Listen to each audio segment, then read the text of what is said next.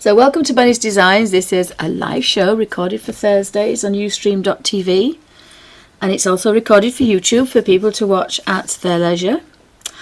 I'm looking into stained glass windows at Selby Abbey, and about 5 years ago I actually wrote an essay on Harry Clarke, who was an illustrator, but he also created some wonderful stained glass windows, and he was from Ireland, so there's quite a lot of his work in England, but there's also quite a lot in Ireland.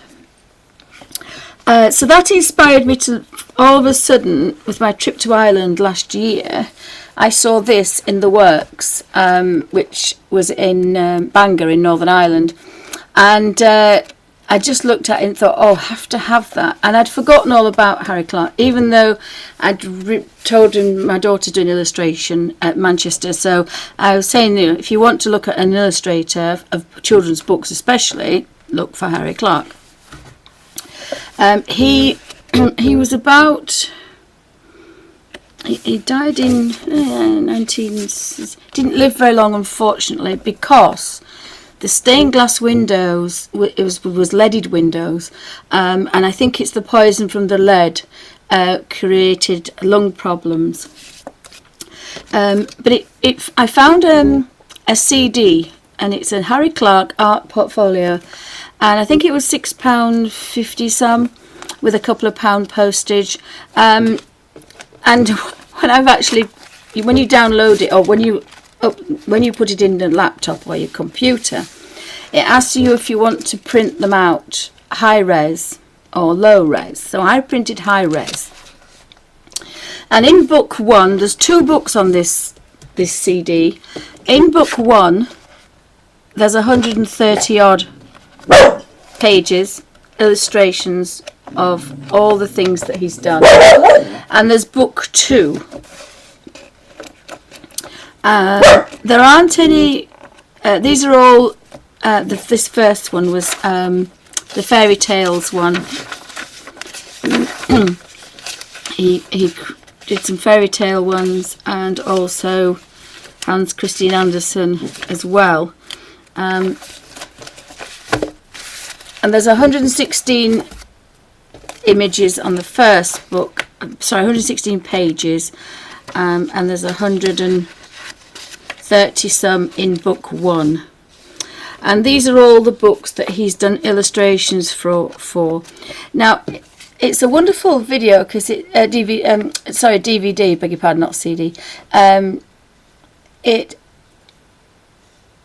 When you print them out A4, I clicked grayscale, so I could colour them in, and they are pretty good quality.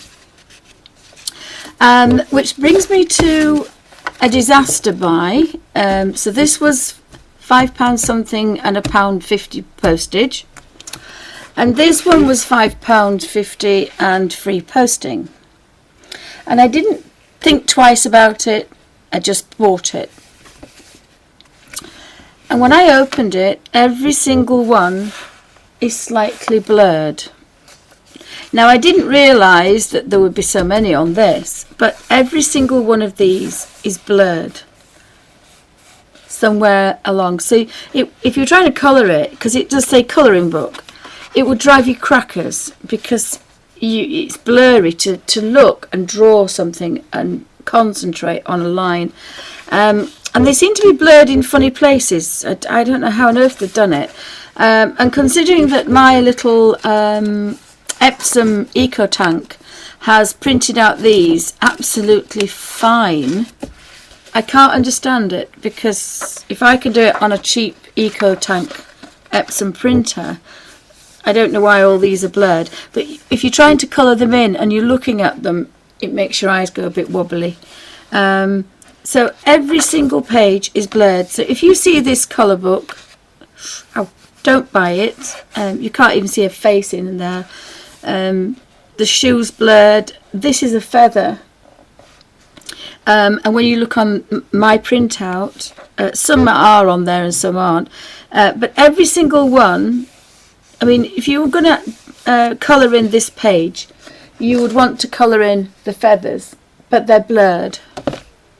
And yet on the one that I've printed out on ordinary paper, I think I did this one, I think that's Cinderella, because he's holding the glass slipper up. Remind me a bit of Tim Burton.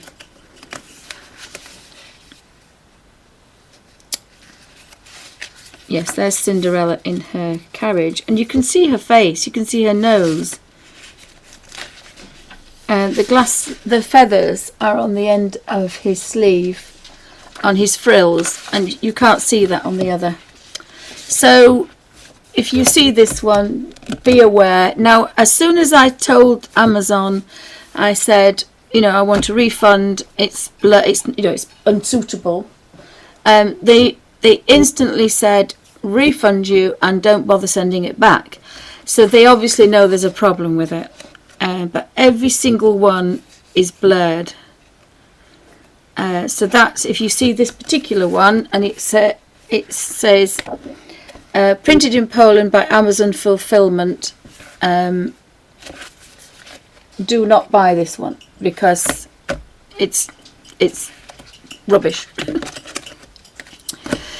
So that was all inspired from this one from the works, and again on the back there it just shows you some of the colours. So I will be scanning these into my iPad and then printing them out slightly bigger, because I want to print them out on marker paper, because I think these colours I'm going to use my blendable my chameleon pens and my toppers to blend colours from one to the other, because I think these stained glass windows really do lend themselves to that.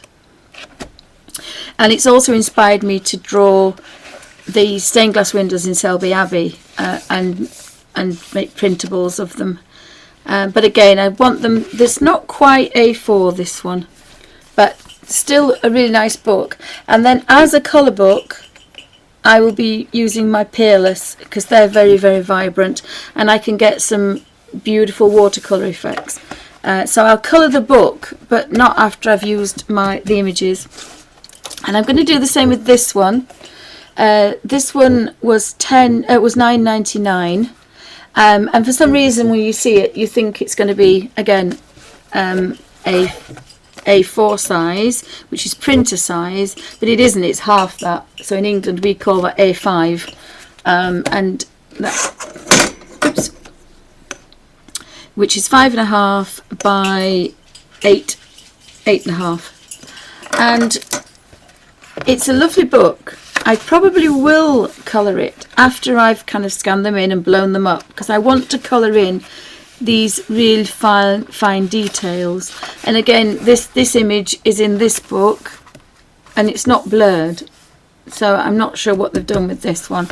But I want to colour all these beautiful fine details, and on the iPad you can pinch and zoom, and you can really get into these colours. But it reminds me very much of my Scary Stories by Kirby Roseanne, the little tiny one, where you can colour in tiny. So I will be colouring it in, but not before I've used it on a bigger scale, because I'll be using it with my little book of watercolours and using Peerless, I think. So again, that works quite well for me. But I think I want to do all these beautiful colours in my marker pens, and I don't really want to destroy this book. Sometimes I like to work with markers and be kind of noisy, and sometimes I like to be kind of peaceful and just have the book, my little book of watercolours and a brush, and be kind of fairly quiet. So you can always colour in different moods, and so this one lends itself for that particular way. Again, this one really want to use the Peerless from the little book, and also blow them up to be a little bit bigger. Ideally I would love an A3 printer, because I like A3, seems to be my favourite size, and A3 is half of this drawing board. A3 is this size. It's 2 printer paper sizes together, so these are 11.5 by 8, 8.5 by 11.75, I think, and it's 2. And either portrait or landscape. It's a nice size. And so my mushroom colour book, which is still in its early stages, I'm creating them on A3 because I like that size. You can get some nice detail in, whereas I struggle now with the little tiny spaces like I used to draw. I found an old sketchbook and I had some really tiny work. But I think when you get older, things change, so things have got to be a bit bigger. So, for goodness sake, if you see this one, give it a miss.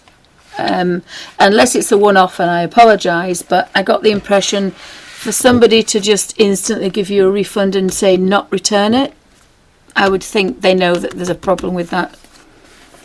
But definitely the other colour books and the CD with the 300, over 300 printables out, of the same things. You could print them on card.